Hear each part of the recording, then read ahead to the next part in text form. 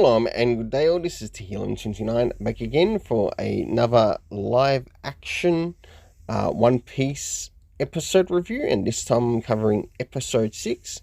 First I'll cover the synopsis of which is given to us, and then I'll move directly into my written notes about the episode, and then move into my overall rating. Now, the episode is called The Chef and the Chore Boy, to which the synopsis it gives us is Sanji and the head chef Zeph, who we learn is also a pirate, put their differences aside to save a severely wounded Zoro. We also have the appearance of the ruthless fisherman, to which we get the appearance of Arong in the story, on a mission to stir up trouble for the crew. Moving directly into my notes, Luffy finds a doctor for Zoro. Sanji helps Luffy out with the head chef to help Zoro in the area of recovery. We then catch up with Mihawk and Garp, to which they meet in person. And whilst this is happening, we start to get a flashback in regards to the East Blue happening 9 years ago in the past, and we start to learn a little bit more about Sanji's backstory, to which we learn that they are shipwrecked for about 85 days until they are saved.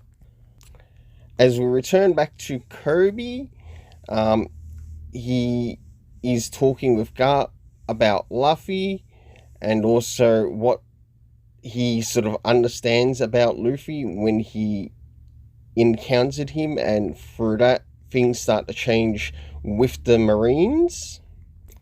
So in the process, they learn something both from each other. Not long after that, Arong makes his way to the seafaring restaurant, to which he is looking for Luffy and his crew.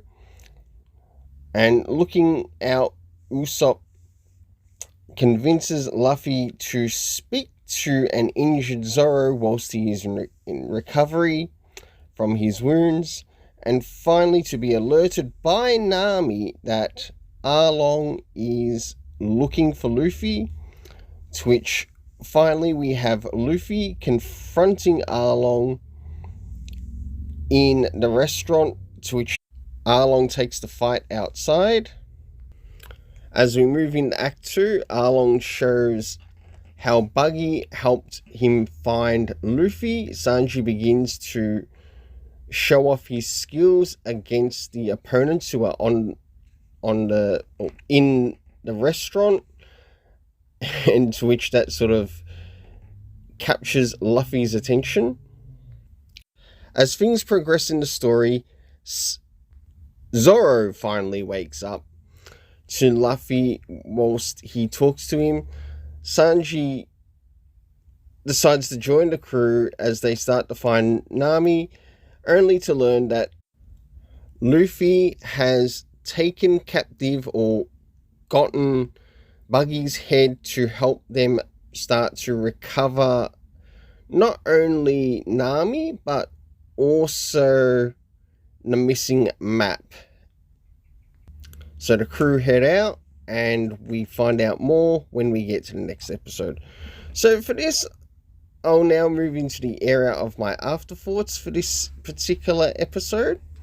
I must admit, this episode, I really enjoyed seeing the flashback in regards to the character of Sanji, as I felt it really stood out, and we got to see how he's sort of like connected to the head chef of this particular restaurant, and also how they both actually share a goal, and that is looking for the All Blue, to which we learn is sort of like a bit of a location that's got like a mixed number of ingredients that can be used on any chef's plate in the world, and for the time being it almost feels like a bit of a myth, but with Luffy, he's also there to sort of like help recover and also see this character's dream come to fruition.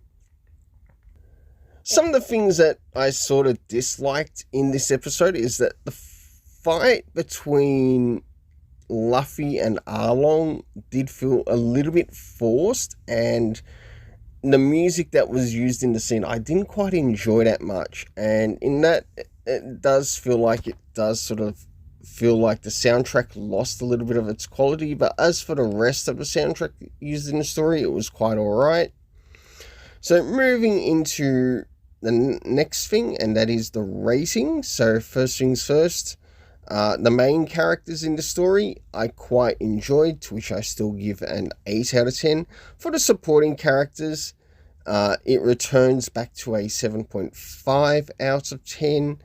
For the soundtrack, seeing that how it was actually used in this episode, I feel like it dropped a little bit, to which I give a 7.5 out of 10, where earlier I have given it an 8, but I do look forward to see how things go towards the end, or on the last couple of episodes. It might actually change back to an 8, seeing it has actually been one thing I have really enjoyed in the series, of how the soundtrack holds up with the story.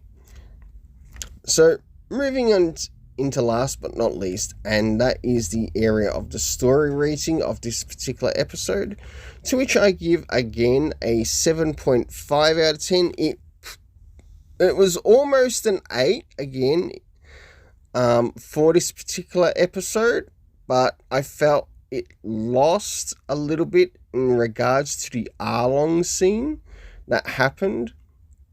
Now, if you enjoyed it more than me, please let me know why you enjoyed it and how does it compare with the manga. Well, until then, let's keep it colourful and have yourself an awesome day. I look forward to hearing your comments of what you enjoyed about this episode. And let's keep it colourful.